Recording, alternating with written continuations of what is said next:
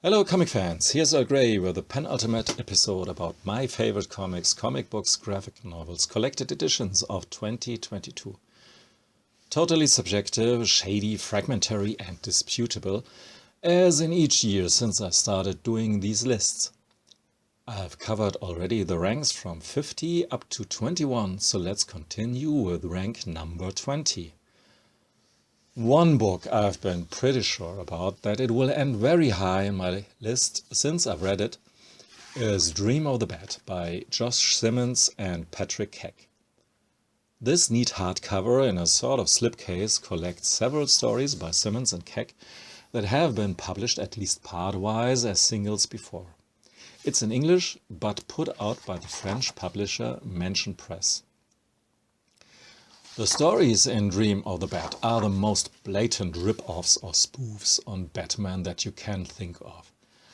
Well, the Batman is just called the Bat, Catwoman the Cat, Alfred is called Albert, and so on. You get the idea. Nevertheless, this is the book if you ever wanted to delve deep into the relationship between Joker and the Bat, or the Cat and the Bat, and I really mean deep. And where the stalactites in the Batcave came from, it's all here in its hilarious glory. Forget about Bane breaking Batman's spine. The most gruesome bat scene ever shows what our psycho bat does to his fingernail.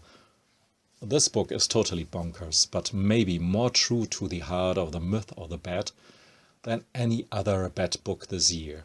It's definitely more fun. Even though the fingernail scene still gives me the creeps when I think about it. On 19 is the first collected edition of Franca by the Dutchman Henk Kuipers.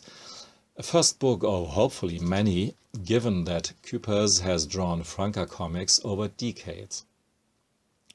His heroine was a side character at first, in a story called Crime Museum, but turned out to be the most interesting and promising character in his roster, so he put her in the center of his crime and adventure comics. Very fun, typical European, but with a very unique and own version of Ligne Claire. Highly detailed, cartoony and a joy to look at.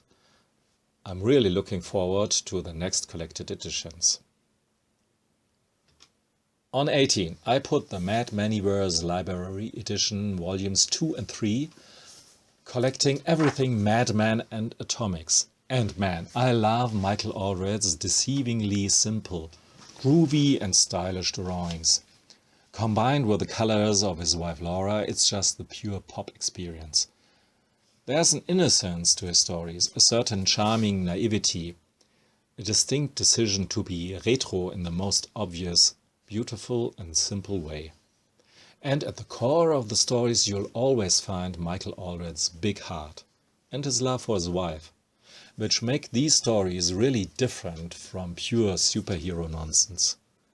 Don't misunderstand me, they are of course superhero nonsense too, with villains like the electric eel and the skunk and all that.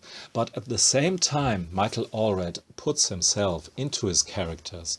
For an example, Madman is Michael in many ways, and Joe is Laura, and so on.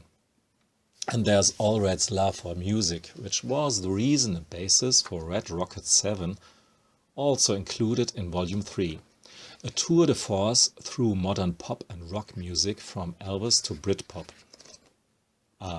Wonderful light-hearted and groovy stuff is collected in these heavy tomes.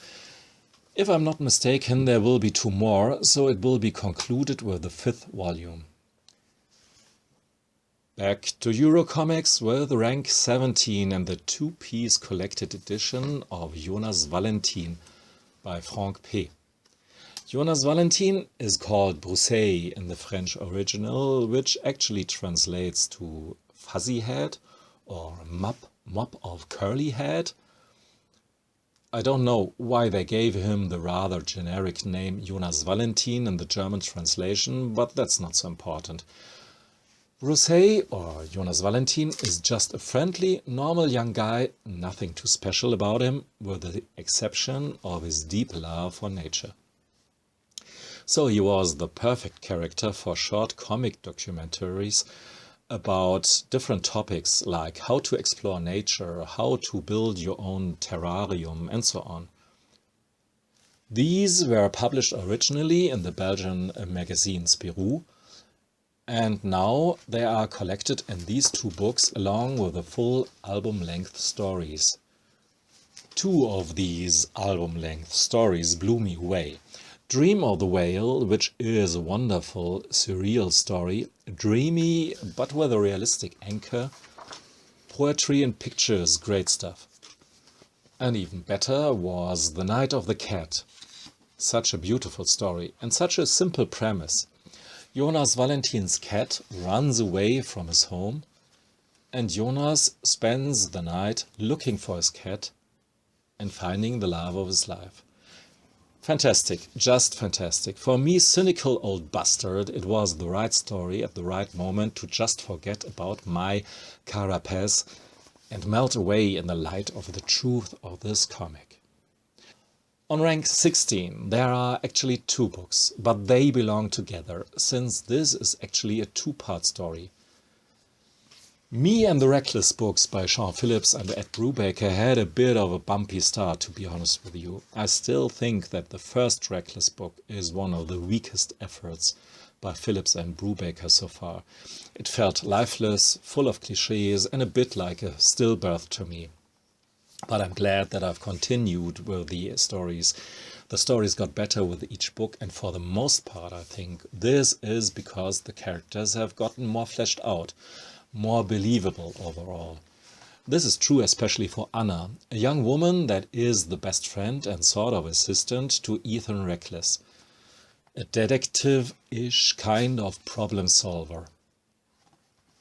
In The Ghost in You, she explores a seemingly haunted mansion of an old actress, while Ethan Reckless himself shines as a very believable hero in Follow Me Down.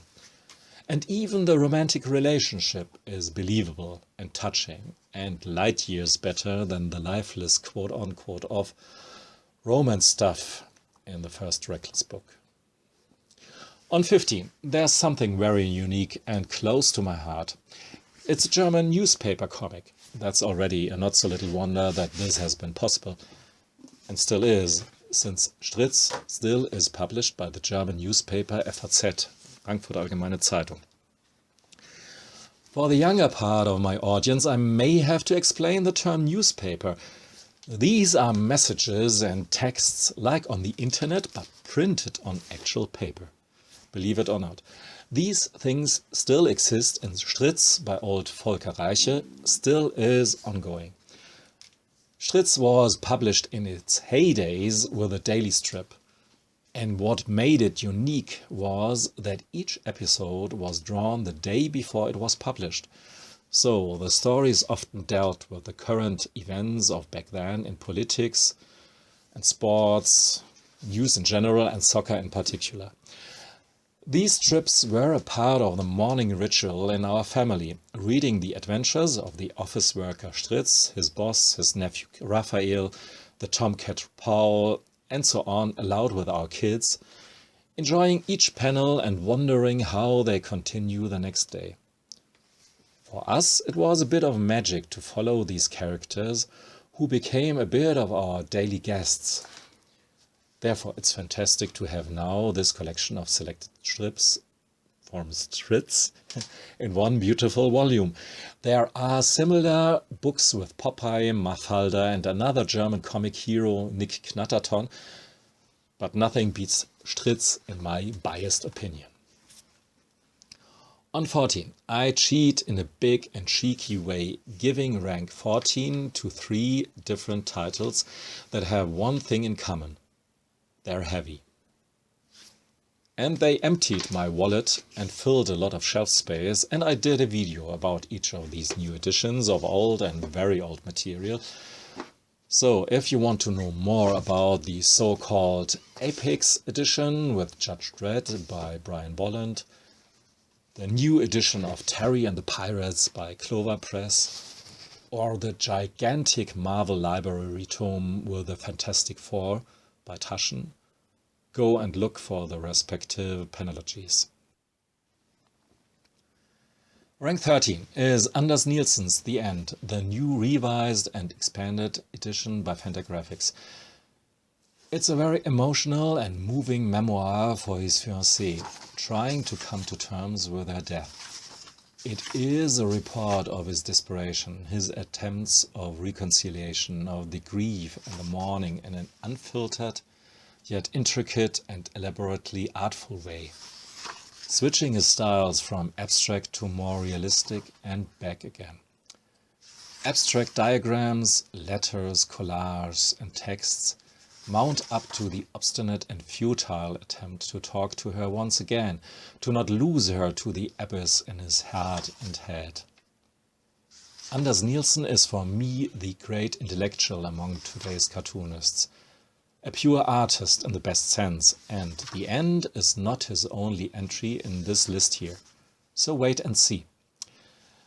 Another of my favorite contemporary cartoonists is Noah Van Sciver, and as a cartoonist is a neat little collection of, for the most part, selected stories from his zine Blammo, circling around the question how it is to be a cartoonist. Some of these short stories are pure fiction, some are biographical, some are satirical, and some are a memoir of sorts. I guess you're familiar with Noah's YouTube channel. If not, look for it. It's a great resource of wonderful conversations with fellow cartoonists like Daniel Close and others. It's maybe a bit far-fetched to compare his interviews with his comics, but I think they both have the same spirit of honesty and curiosity, and I just love Noah Van Sciver's fluid and unpretentious drawing style that goes so well with his coloring. Well, that was rank 12, and now to rank 11 and the last book for this video. Ernie Pike by Hugo Pratt and written by Hermann German Osterheld. A quite thick collection of short stories, more than 360 pages. You should know both creators. Hugo Pratt is most famously known for his Corto Maltese stories, and Hermann German Osterheld for the Eternauts. The central character in this tome here, Ernie Pike, was modeled after the American war correspondent Ernie Pyle. Ernie Pike is a journalist in the midst of the Second World War, reporting about the struggle of the soldiers, about the life situations within the army, the conflicts, the betrayal, the fear, moments of solidarity and heroism. Given the current situation with all the daily news of Putin's war against humanity, it's very hard to read these stories, I have to admit. It's not possible to get through this book without a big lump in your throat. But that's of course a big part why it's so important. So folks, we're almost done. Only one video to go and then another year of comics is sorted, graded, stamped and filed away. Thanks for listening and watching. Goodbye.